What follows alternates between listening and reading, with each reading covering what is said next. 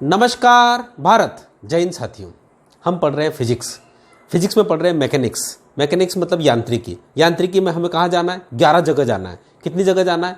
11 जगह जाना है। एक जगह जा के आ चुके हैं, एक जगह बिल्कुल शांति से हम। एक जगह में क्या था? मापन के अंतर्गत क्या पढ़ा था आपने? मापन के अंदर देखो, रिवीजन करते रहो, बड़ा मजा आएगा। मापन के अंतर्गत क्या पढ़ा था आपने? सर भौतिक राशियां कितने प्रकार की होती है? सदिश और अदिश। ठीक है, सदिश राशि और अदिश राशि के बारे में आपको ट्रिक बताना है, वो बता दी होगी आपने। उसके बाद दूसरी बात आपने मात्रक के बाद क्या पढ़ी अपनों? बताइए क्या पढ़ा?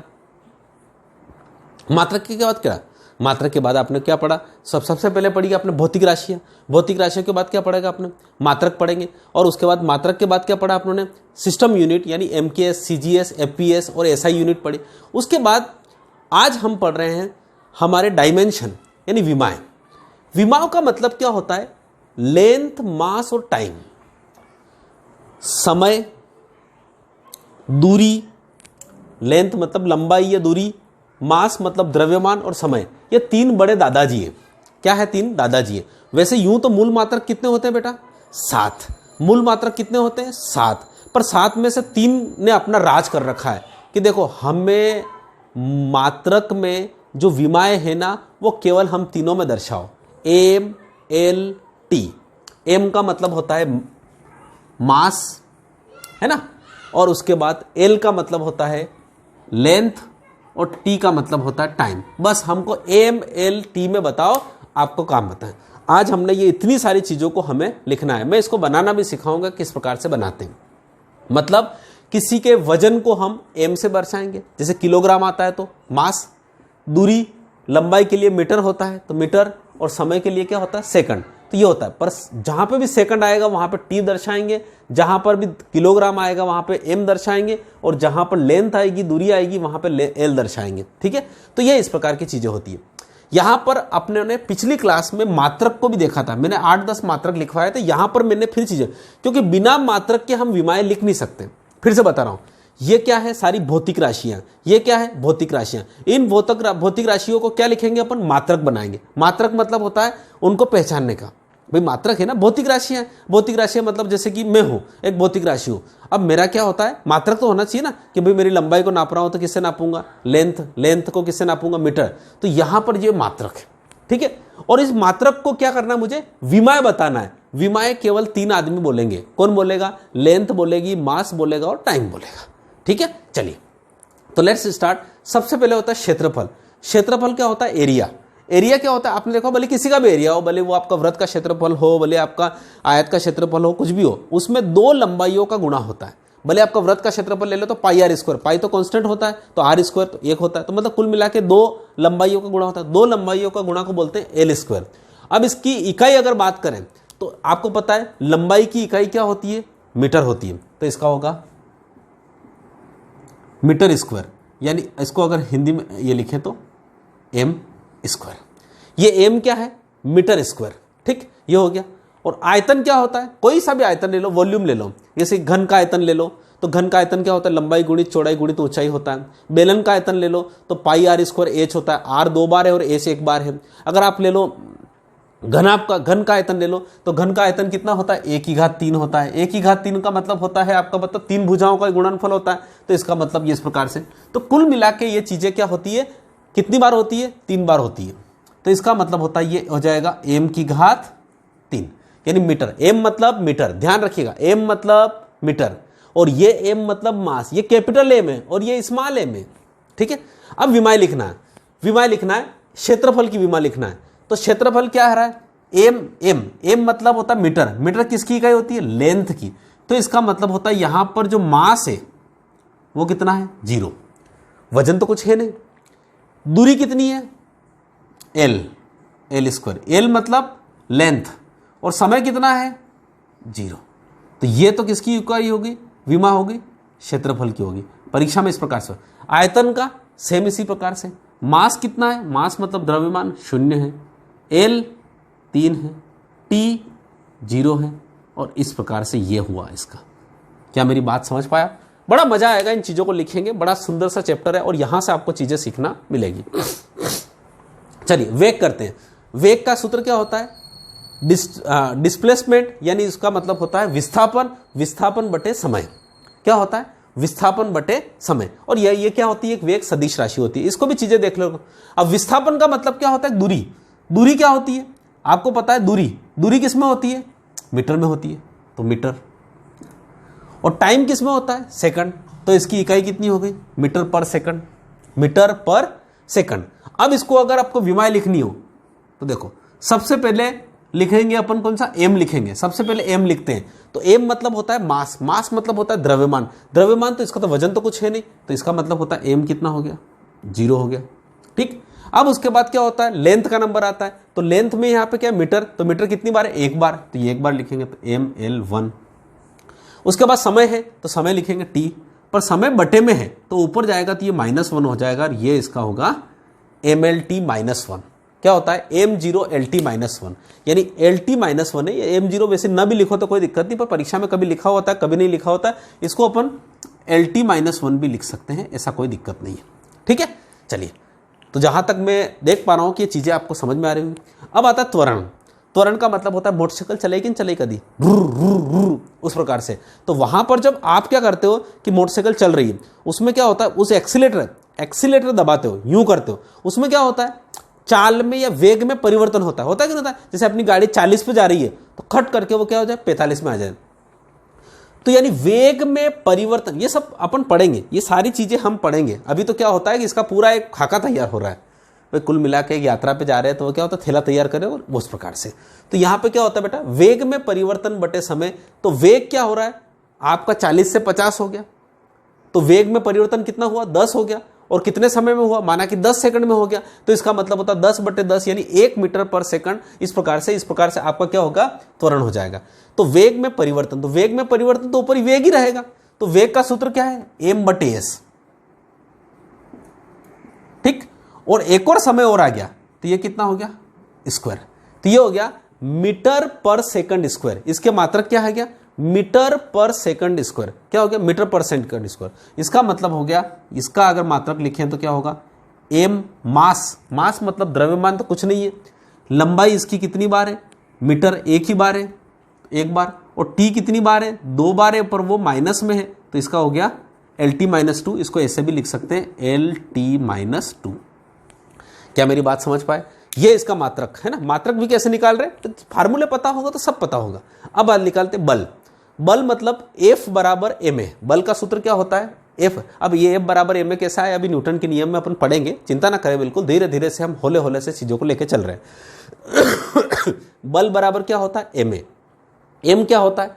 m मतलब होता है मास। देखिए, ये m का मतलब होता है मीटर, और यहां पर m का मतलब होता है द्रव्यमान। द्रव्यमान मतलब होता है 1 किला को भाटो आपने तो की ने वे त्वरण, और a मतलब क्या होता है? त्वरण। तो इसका मतलब होता है m का मतलब क्या होगा? किलोग्राम। ये m मतलब होता है मास। मास मतलब बल का सूत्र होता है द्रव्यमान गुणित त्वरण, और त्वरण का ऑलरेडी इकाई अपने पास लिखी हुई है। कितनी हो लिखी हुई है? मीटर पर सेकंड स्क्वायर। तो इसका मतलब होता है बल का सूत्र क्या हो गया? किलोग्राम मीटर पर सेकंड स्क्वायर। किलोग्राम मीटर पर सेकंड स्क्वायर, और इसी को हम जनरली बोलते हैं न्यूटन। ये 1 न्यूटन के बराबर हो। इसका मतलब होता है 1 किलोग्राम के पत्थर में अगर वेग में परिवर्तन हो जाए समय के सापेक्ष, तो वो किसके बराबर होता है? न्यूटन के बराबर होता है। अब इसी की इकाई लिखेंगे अपन। इसका अगर अपन लिखेंगे क्या? इसका विमी सूत्र। समझ पा रहे हो ना मेरी बात को, चीजों को लेके? ये इसका जनरली MKS इकाई है, और इसका जो SI इकाई में न्यूटन, क्योंकि जिसने इसका आविष्कार किया उसके नाम पे बता दिया। तो न्यूटन जनरली क्या होता है? न्यूटन के मतलब, पर न्यूटन का कुछ तो मान होगा। न्यूटन किसके बराबर है? किलोग्राम मीटर पर सेकंड स्क्वायर। याद निकालने का आपको तरीका भी बता दिया। चलिए, अब इसके बारे में बताया। तो यहां पे क्या किलोग्राम का क्या होता है? सबसे पहले क्या आएगा? L। देखो M क्या हो रहा है? M तो 1 है, किलोग्राम है। L, ये रहा L1 है, ये हो गया 1। और उसके बाद बटे में क्या है? समय का स्क्वायर। समय का स्क्वायर मतलब होता है T की बाद -2। कई बार एग्जाम में पूछा गया है कि इसका जो बल का विमी सूत्र क्या होगा? MLT-2। धीरे धीरे आप याद, आपके 2-4 बार अगर आप चीजों को लेके चलेंगे तो आपको ये चीजें याद हो जाएगी। ठीक है, अब पढ़ते हैं हम आपके पास बल हो गया। अब बढ़ते कार्य। कार्य और ऊर्जा की इकाई एक ही होती है। देखो, कार्य और ऊर्जा की इकाई, इकाई मतलब होता है उसका जो मात्रक होता है, यूनिट होता है, वो के वही होता है, और उसका जो विमी सूत्र होता है वो भी वही होता है। ठीक है, अब निकालते हैं। कार्य का सूत्र होता है बल गुणित विस्थापन। अगर आपने बल लगाकर किसी वस्तु को एक जगह से दूसरी जगह खिसका दिया तो वो क्या हो गया? आपका कार्य हो गया।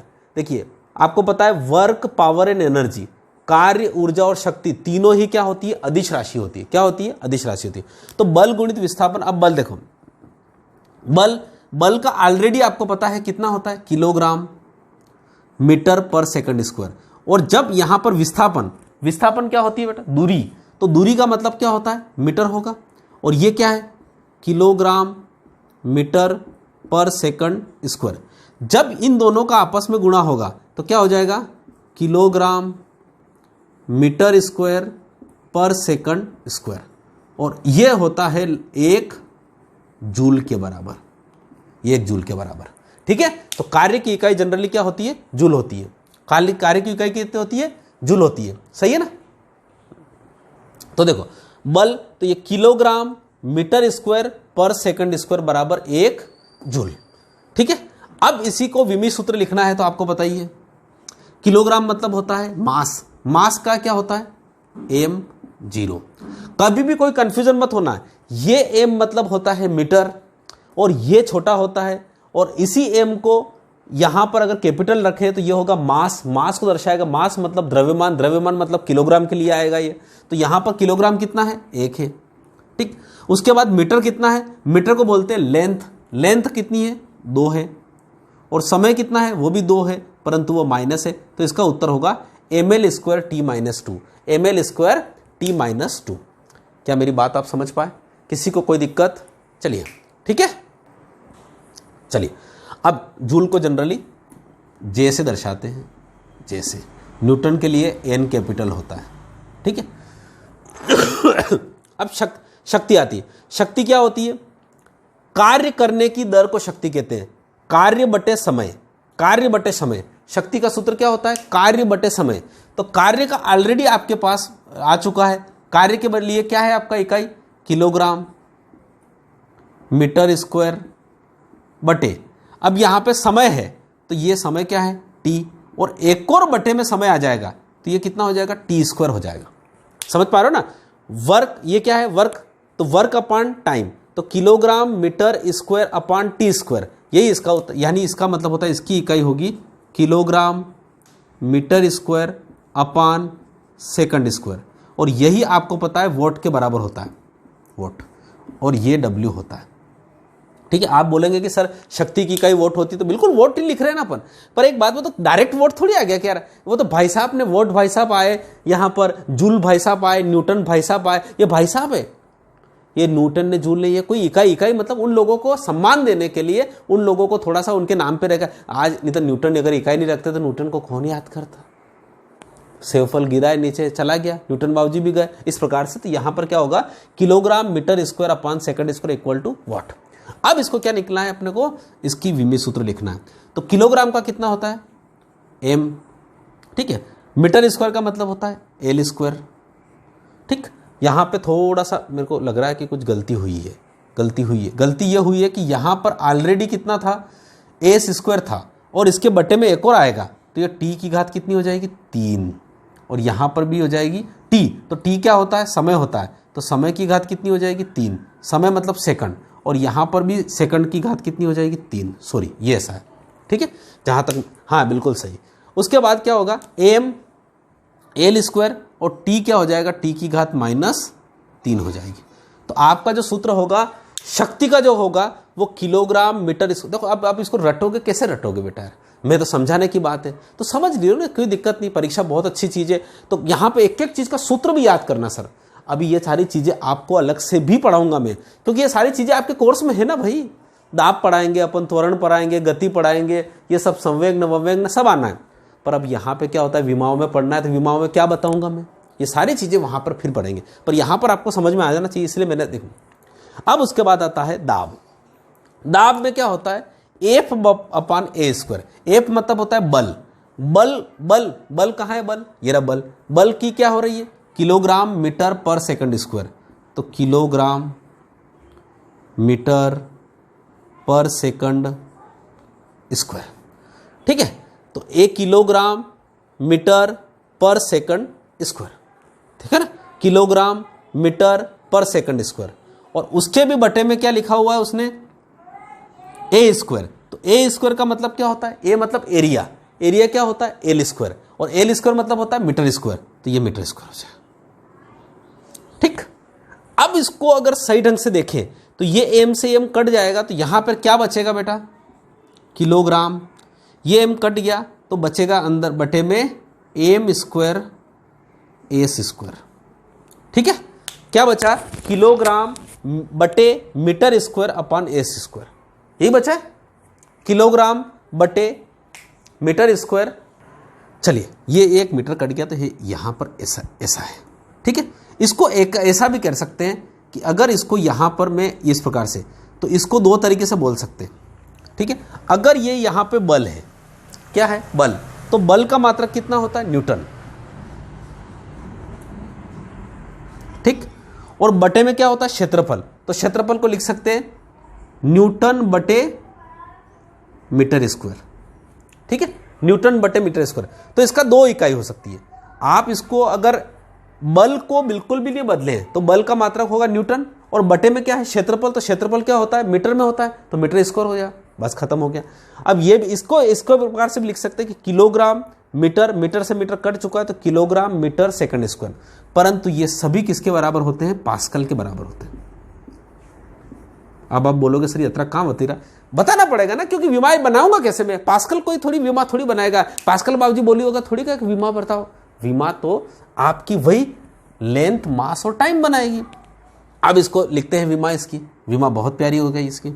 सबसे पहले है किलोग्राम, तो किलोग्राम का m1, उसके बाद क्या है बटे में है मीटर, मीटर का मतलब होता है लेंथ, लेंथ का -1, और उसके बाद समय बटे में है। अब बताइए आप यहाँ पर जो समय है वो समय क्या है, किलोग्राम, हाँ समय, तो समय की घात कितनी होगी t, और t का मतलब होता है -2, ठीक है। यही है पूरा, am की घात 1, l की घात -1 और t की पावर -2, ठीक है।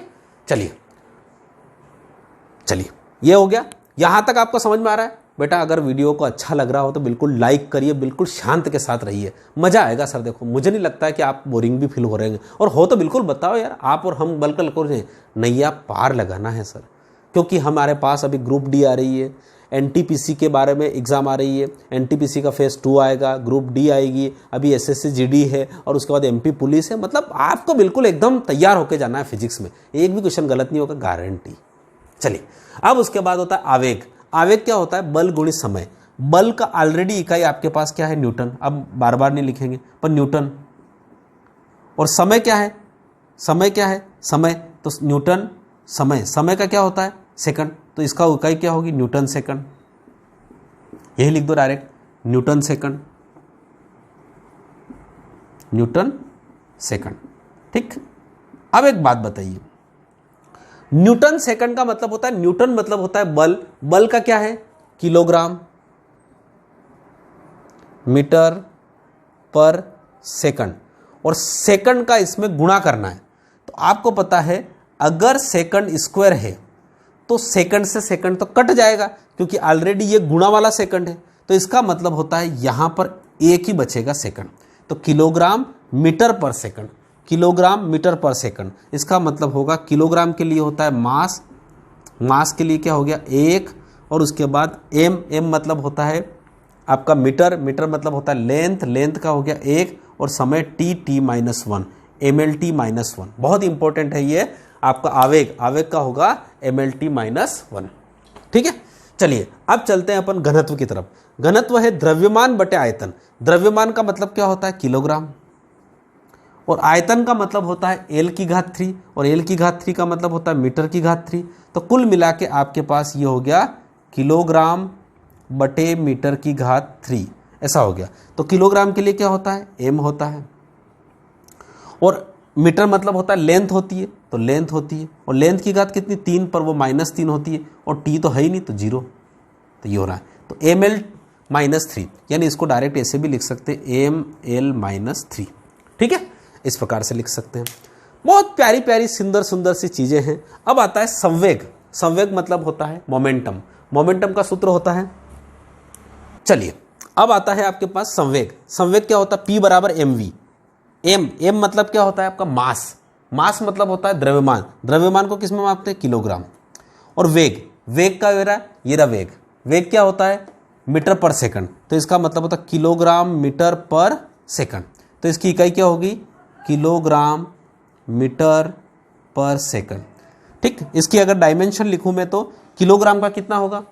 मास, मास का 1, ठीक।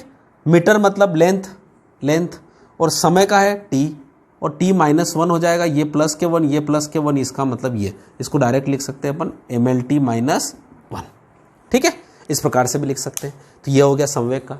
समझ पा रहे हो चीज़ों को लेके? बिल्कुल आराम से छोटी छोटी सी चीज़ें, और आएगी तो और बताएंगे। अरे इतनी तो है, 12, 13, 14, 15 काफ़ी है, मुझे लगता है इतनी एग्जाम काफ़ी है। वहाँ को नीट की एग्जाम नहीं दिला रहे हैं आपको। अब उसके बाद आता है विकृति। विकृति का मतलब होता है टेढ़ा मेढ़ा हो जाना। एक तार लिया मैंने, उसको टेढ़ा मेढ़ा कर दिया, तो विकृति की कोई इकाई नहीं होती है सर। विकृति का मतलब होता है आकार में परिवर्तन। तो इसका कोई होगा, इसकी जो विमा होती है वो ऐसी होती है, देखो m 0 होता है, l 0 होता है, t भी 0 होता है, ठीक है, और इसकी कोई नो यूनिट, कोई मात्रक नहीं। अब होता है आवृत्ति। आवृत्ति का मतलब होता है फ्रीक्वेंसी। फ्रीक्वेंसी का मतलब होता है प्रति सेकंड कंपनों की संख्या। मतलब एक सेकंड में कोई भी चीज कितनी कंपन कर रही है इस प्रकार से, तो उसको बोलते हैं फ्रीक्वेंसी, ठीक है। और उस फ्रीक्वेंसी को बोलते हैं 1/t। तो इसका मतलब होता है, इसका जो इकाई होगी वो होगी सेकंड प्रति सेकंड, प्रति सेकंड, ठीक है।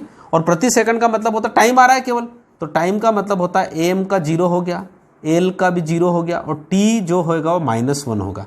यानी कुल मिला के आपका होगा LT-1, LT का में T-1, ये इसी के इकाई। बस समय चाहिए उसमें, तो केवल 1/t आ रहा है, तो t मतलब समय, टाइम, और टाइम की इकाई कितनी होती है? सेकंड। तो यहाँ पर जो होता है इसका होता है प्रति सेकंड, ये हो। तो इस प्रकार से आज हमने डायमेंशन सीखा सर। आशा करता हूँ कि ये चीज़ आपको समझ में आई होगी। बहुत ही सुंदर चीज़ें।